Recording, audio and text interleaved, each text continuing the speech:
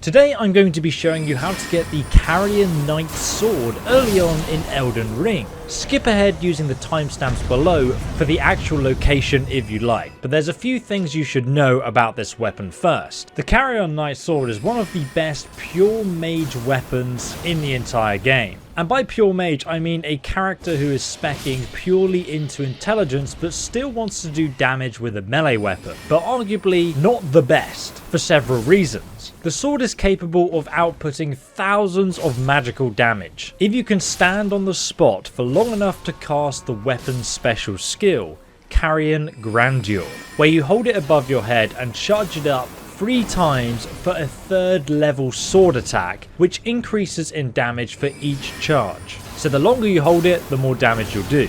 The damage the sword skill does scales with your intelligence attributes, and this character only has 25 intelligence and it absolutely cleaves enemies in two. The issue is that you need to stand still for several seconds to get the full powered attack off. This pretty much makes it completely useless in player versus player and situational at best in certain boss fights or against general enemies, and it requires very good timing to use efficiently. It does help that you can turn on the spot with your attack in order to direct it once it's fully charged though. However, being a mage, you will likely have very low poise, which means that you can easily get hit and interrupted by pretty much any range attack, which will cancel your skill channel. It's also important to note that the Carian Grandeur skill costs a whopping 26 focus points to use, and considering it's so easy to miss it, it can actually be rather wasteful over casting literally any other spell instead that actually does consistent damage. But damn, it is satisfying when you do finally hit that attack. Or alternatively, you can stagger an enemy so you can guarantee that hit on them and use it like a last hit finisher move. Interestingly though, the Carian Grandeur skill is not unique to the Carian Knight Sword. You can also obtain it as a Ash of War to apply to any weapon as a special skill. A guide on where to get that linked below.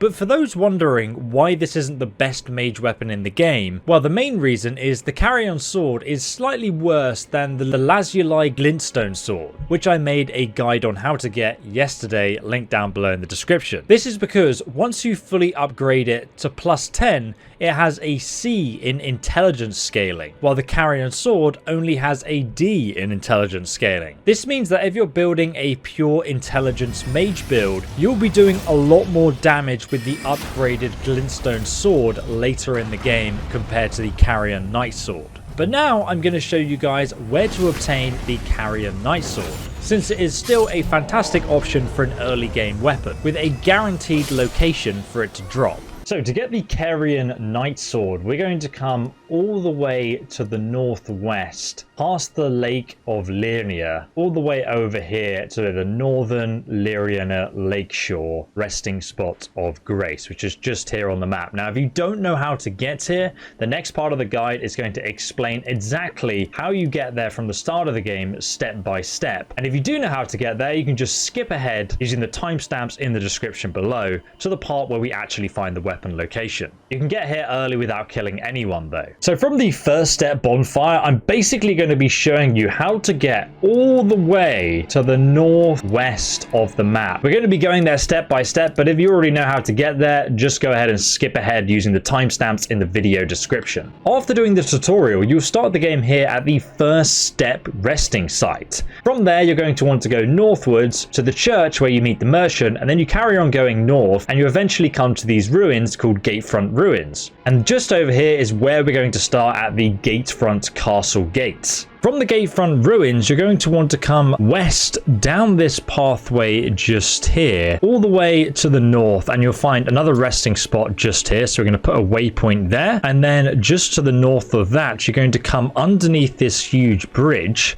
I'll put another waypoint just there, and then continuing on from that bridge, you're going to find a broken bridge, which is going to be like a dead end. So now let's go ahead and ride that first section through the gatehouse here. You're going to want to just ride your horse into Stormgate and sort of dodge to the left and right and watch out for a monster that drops down, a giant from above, and then we're just going to continue riding onwards. It's a pretty easy area just to run through, so I wouldn't really worry about this at all. But when you reach Stormhill, you will get attacked by some wolves that jump down from the cliff edge, so run slightly to the right there and they won't hit you.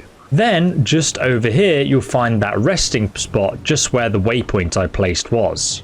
And now from that resting spot, we're just going to carry on heading north underneath that giant bridge that I showed you on the map. And we've already got our waypoint number 2 located just over there. So we're going to continue off the stone path onto this dirt track here under the bridge and just carry on going. Pretty easy, to be honest. A lot of people seem to think that this is a higher level area and you can't go here earlier, but you can go anywhere you like in Elden Ring. It's an open world game. So we're going to continue on to the end of this stone bridge here, which has fallen away. You cannot go any further. So loot this tarnish. And now, as you can see, we're at this broken bridge. What we need to do now is we need to put another marker directly to the left here, and then to the north we're going to follow this wall that we can't actually see around, put another marker there, and then just to the left here you can see this part of the wall, there's a little circle. Just to the north of that, put another waypoint. That's just like a rough guide of where we need to go next. So from this broken bridge that we're on, we're going to come down here because we can't get across any other way. And we're just going to climb up this sort of rocky terrain here, and it's actually going to lead us on a pathway. It's just like a straight pathway. It might look a little bit confusing to follow, but it is literally just a straight pathway. And just head all the way along. You'll come across a couple of low level wolves that are not going to be a match for you, battle brother. You can just run past them though if you are afraid, and I will not begrudge you if you are. Keep following it around, following the cliff edge all the way, and eventually you'll get to the lake.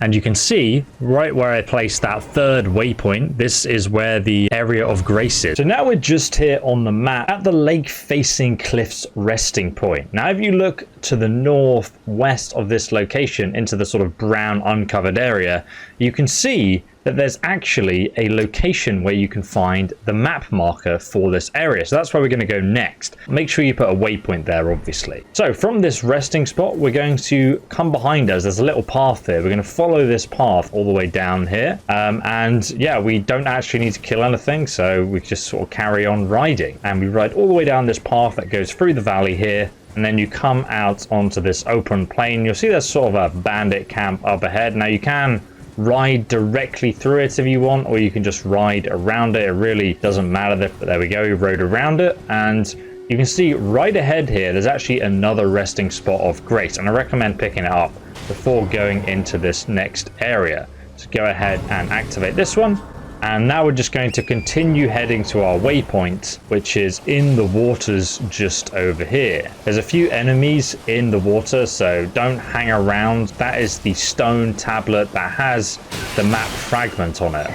Let's pick up the map fragment just there, and then we're going to continue riding. Just carry on riding all the way up ahead here, and you'll see there's another resting spot of grace just over here. So that's the one we're going to activate. Doesn't matter if we die because we can just walk back here. Now we've unlocked this map area. You can see we're now at this Laskjar Ruins resting spot. So from this location, sort of go northwards, you can see there's like a path up here where a bridge sort of directs into the fog. We're going to carry on going this direction with this, and we're going to just put a map marker over there. So it kind of lines up with this bridge here. So from this resting point, you can see the waypoint all the way over there in the distance where that castle is. So we're literally just going to sort of head through the ruins now over towards that. Just carry on sprinting on horseback here. Ignore everything. And then we're going to head north towards the waypoint now through this flooded woodlands. You can see when you get to this rocky outcrop that there's another site of grace here. So we're going to go ahead and unlock this one before we go on. But you shouldn't miss it because it's just a giant rocky outcrop. For reference, we are now just over here on the map, but we're still heading over to our marker. Let's ride down from the site of grace so we're back on track, and then just carry on heading towards the marker. And as you can see, we're now going to come across a house with another site of grace, which we can rest at. So it really doesn't matter if you die, because there's just so many resting spots, and you're going to need to come back here later, so you might as well activate them now. Now we just carry on heading towards our waypoint in the distance there. And you should come across another site of grace on top of this ruin. Don't worry, by the way, if you missed these. They really don't matter. It's just kind of useful to grab them while you see them. But just for reference, we're here on the map, and you can now see that just over here, there's another map marker location. So if you like, you can go and pick that up. For the sake of this video, I'm going to quickly go and grab it because there's also a resting spot nearby it. So you can see it's literally directly east from that last resting point we unlocked. And by the way, guys, if you are finding these videos helpful, these sort of slow, methodical walkthroughs of Elden Ring, do make sure you subscribe because most of my guides are like this, and we're going to be going through how to get every single weapon and build strong characters for each class in the game. And now you can see it in the distance by this old church here. Make sure you trigger the resting point, and then obviously the map fragment is just over here next to this stone pillar. And now we've unlocked the area of the map. So we're just here where we found that map fragment. So now we're going to retrace our steps all the way back along the water here, all the way down here through the woodlands to the south of this castle. We're going to put one waypoint just there, and then we're going to head directly north. And then we're going to put another waypoint in line with this sort of island just here on the map. So just around here. And by the time we get there, we'll be able to unlock the next map area. So we're going to head to waypoint 1 to start off with. Don't get distracted by waypoint 2 yet. You can see the castle in the distance there. It's a very poetic sort of area. Very beautiful indeed. You want to stay on the water though. Don't worry about going into the castle yet. We can visit Hogwarts later. Don't you worry. I'll make a wizard of you yet.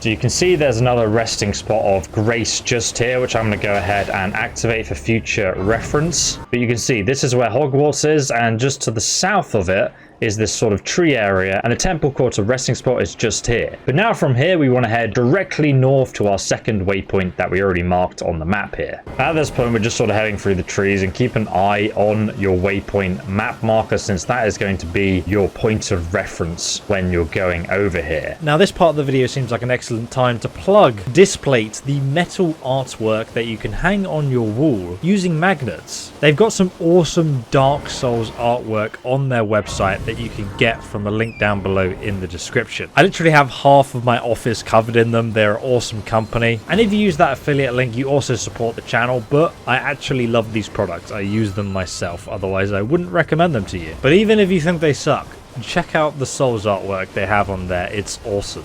And you can see now the land has stopped being a cliff face and it's flattened out over here. So once we're on the land and we're nice and safe, we're going to open the map again, and you can see that we've uncovered this area of fog to the north here.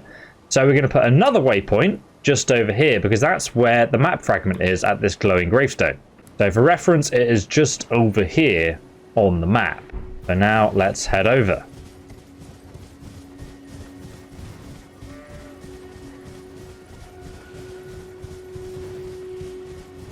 Grab this waypoint on the way. You can see the stone tablet in the distance there. That's where the actual map is. So here we are. This is the map location. Let's go ahead, pick up the fragment. So now you've unlocked the entire north section of the map here, and we're going to come back to the northern Lernia Lakeshore, which is the resting spot we literally just picked up. And this is where we're going to be starting from to get the Carian Knight Sword. And then from here we'll head south down this path all the way until it's crossed by this stone formation that overhangs it just here on the map. Stick a waypoint right there.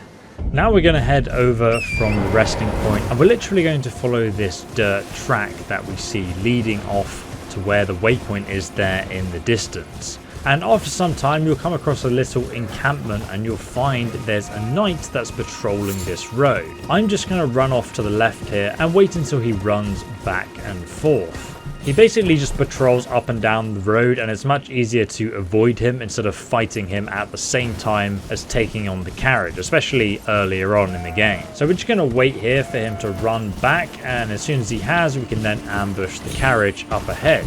And the best way to do this is to take out one of the giants first. If you kill one of the giants, then the carriage will be stopped, because one giant can't pull it on his own. So here I am using the Glintstone Sword that I talked about earlier to stagger the giant by attacking his legs. After just a few special power attacks here, he quickly gets staggered, and then we can just do a critical attack when he falls down to the ground. Now, if you are coming here without the Glintstone Sword, you can instead just use the jump power attack ability, which is also a very fast way of staggering enemies, and that's usually the fastest way to get rid of these giants quickly. They're especially slow to react when they're tied to the carriage like this anyways. I'm going to take out the retinue following the carriage to make this easier, but you can also just bait them away on horseback, and then you can just run back to the chest after they're distracted. Just jump up on the back here to loot the chest for the Carian Knight Sword. And of course, if you want to upgrade it, you will need somber smithing stones, which you can find a guide below on how to get. One thing you really can't fault though is the sword's awesome appearance, with a blue glintstone embedded within the hilt of the weapon. These were the swords of knights sworn to Carian royalty, with the glintstone sorcery serving as a catalyst, letting them wield sorceries in battle. And despite numbering fewer than 20 knights, this power made them a match for even the champions of gold in battle, which are those huge colossal giants you see roaming the world. Pretty damn awesome. I'll see you in the next video.